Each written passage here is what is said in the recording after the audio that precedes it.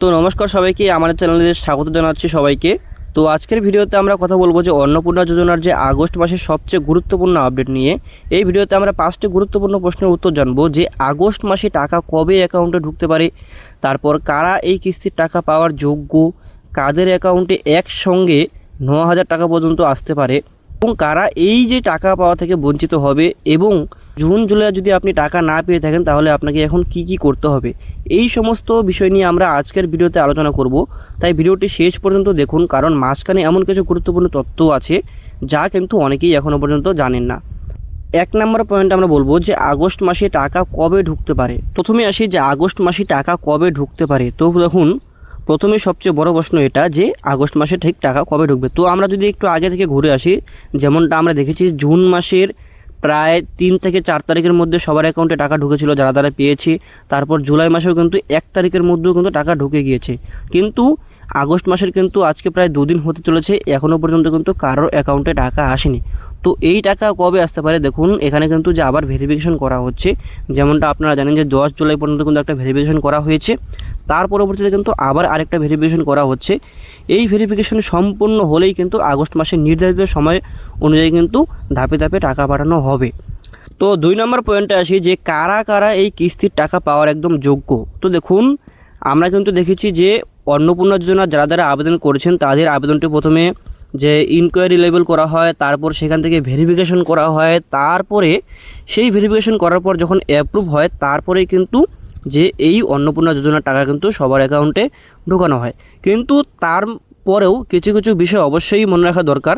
প্রথমে হচ্ছে আধার নাম্বার সঠিক থাকা, তারপর দ্বিতীয় হচ্ছে ব্যাংক অ্যাকাউন্ট সক্রিয় থাকা, তারপর হচ্ছে ডিবিটি লিঙ্ক চালু থাকা, অর্থাৎ যদি আপনার অ্যাকাউন্টের সঙ্গে ডিবিটি লিঙ্ক চালু থাকে তাহলে কিন্তু আপনি এখানে পাবেন, টাকা অবশ্যই পাবেন। তারপর হচ্ছে আপনার ব্যাংকের যে KYC সেটা সম্পূর্ণ থাকা, তারপর আবেদন বাতিল না হয়ে অ্যাপ্রুভ যদি হয়ে থাকে তাহলে কিন্তু অবশ্যই টাকা পাবেন। তো এই বিষয়গুলো ঠিক থাকলে কিন্তু আপনি একমাত্র টাকা পাওয়ার যোগ্য এবং আপনার টাকা পাওয়ার সম্ভাবনা কিন্তু অনেকটাই বেড়ে যায়। এখন আসা যাক 3 নম্বর পয়েন্টে যে কারা এই 9,000 টাকা পর্যন্ত পেতে পারে। এই অন্নপূর্ণা যোজনায় কারা কারা ঠিক 9,000 টাকা পর্যন্ত পেতে পারেন। তো এবার আসি সবচেয়ে বেশি আলোচিত প্রশ্নে, যে অনেকেই শুনছে যে 9,000 টাকা দেওয়া হবে। আসল বিষয়টা ঠিক কি?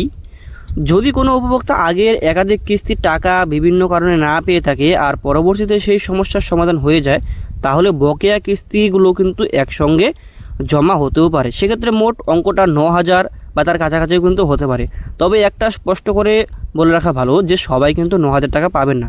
এমন কোনো নিয়ম নেই, যে এটা সম্পূর্ণভাবে নির্ভর করছে আপনার কোনো বকেয়া কিস্তি আছে কিনা এবং আপনাদের আবেদন বর্তমানে অনুমোদিত অবস্থায় আছে কিনা, তার উপর কিন্তু এই সমস্ত বিষয় ভিত্তি করছে।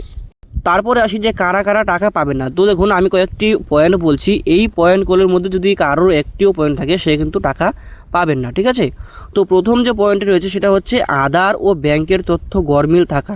অর্থাৎ আপনার যে অন্নপূর্ণা যোজনা আবেদন করেছেন সেখানে যদি আপনার আধার কার্ডের সঙ্গে ব্যাংকের তথ্য একদম গরমিল থাকে, যেমন নামের ভুল রয়েছে, তারপর ডেট অফ বার্থ ভুল রয়েছে, সেই সমস্ত থাকলে কিন্তু আপনি অন্নপূর্ণা যোজনার টাকা পাবেন না। তারপর রয়েছে ডিবিটি লিঙ্ক যদি চালু না থাকে আপনার ব্যাংকের সঙ্গে, সেখানেও কিন্তু টাকা পাবেন না।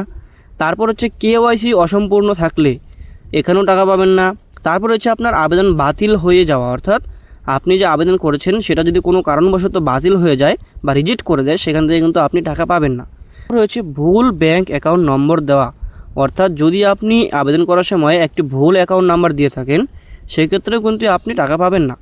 তারপর হচ্ছে ব্যাংক অ্যাকাউন্ট বন্ধ হয়ে যাওয়া, যদি আপনি এমন একটা অ্যাকাউন্ট দিলেন এবং সেই অ্যাকাউন্টটা বন্ধ হয়ে রয়েছে সেক্ষেত্রে কিন্তু আপনি এখানে টাকা পাচ্ছেন না। তো এখনই এই যে সমস্ত পয়েন্ট বললাম, এই সমস্ত পয়েন্ট আপনার হয়ে আছে কিনা অবশ্যই কিন্তু নিজের সমস্ত তথ্য একবার ভালোভাবে যাচাই করে নেওয়া ভালো।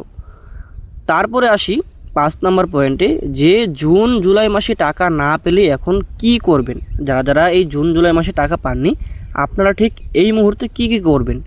তো এটাই সবচেয়ে অনেক বড় প্রশ্ন, যে জুন জুলাইয়ে টাকা না পেয়ে থাকলে প্রথমেই আতঙ্কিত হবেন না, বরং ধাপে ধাপে এই কাজগুলো করুন। যে এক নাম্বার হচ্ছে ব্যাংকে গিয়ে নিশ্চিত করুন যে আপনার ডিবিটি ঠিকভাবে চালু আছে কিনা, তারপর হচ্ছে কেওয়াইসি সম্পূর্ণ আছে কিনা, তারপর হচ্ছে আপনার ব্যাংক অ্যাকাউন্টে আধার লিঙ্ক সঠিকভাবে আছে কিনা, আবেদনের বর্তমান আপনার স্ট্যাটাস কি রয়েছে সেটা অবশ্যই যাচাই করুন। তারপর হচ্ছে কোনো তথ্য ভুল থাকলে দ্রুত কিন্তু সেটা সংশোধন করিয়ে নিন। অনেক সময় কি হয়, এই ছোট ছোট সমস্যার কারণে কিন্তু টাকা আটকে যায়। সমস্যার সমাধান হয়ে গেলেই কিন্তু প্রকল্পের নিয়ম অনুযায়ী কিন্তু যে আপনার টাকা সেটা কিন্তু পরবর্তী কিস্তির সঙ্গে অবশ্যই কিন্তু দিয়ে দেওয়া হয়।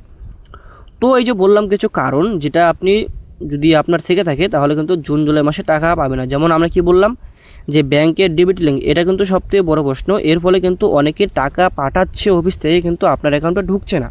যে আপনার ডিবিটি লিঙ্ক চালু না থাকায় কী হচ্ছে, আপনার টাকা কিন্তু সেখানে পেমেন্ট ফেলিওর দেখাচ্ছে। তো এটা আপনি অবশ্যই কিন্তু সবার প্রথমে কিন্তু আপনার ডিবিটি লিঙ্ক চালু আছে কিনা সেটা কিন্তু একবার অবশ্যই চেক করে নিন। তারপর আমি আরেকটা কি বললাম যে কেওয়াইসি সম্পূর্ণ আছে কিনা, এটা কিন্তু সবচেয়ে গুরুত্বপূর্ণ।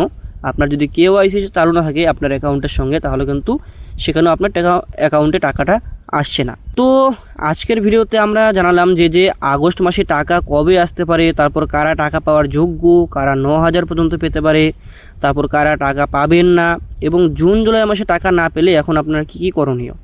তো ভিডিওটি যদি আপনার উপকারে আসে তাহলে একটা লাইক অবশ্যই করে দেবেন। এই ধরনের সরকারি প্রকল্পের সঠিক ও নির্ভরযোগ্য আপডেট পেতে সবার আগে আমাদের চ্যানেলটিকে সাবস্ক্রাইব করে বেল আইকনটি অন করে রাখুন। তো যদি আপনার মনে কোনো রকম প্রশ্ন থেকে থাকে এই অন্নপূর্ণা যোজনা নিয়ে, অবশ্যই কিন্তু আমাদের কমেন্ট করতে ভুলবেন না, কেননা আপনাদের কমেন্টের উপর ভিত্তি করেই কিন্তু আমরা সেই সমস্যার সমাধান করতে চেষ্টা করি। তো আজকের মতো এখানেই শেষ করছি। ধন্যবাদ, ভালো থাকবেন সবাই, দেখা হবে পরবর্তী ভিডিওতে। আজকের জন্য ধন্যবাদ সবাইকে।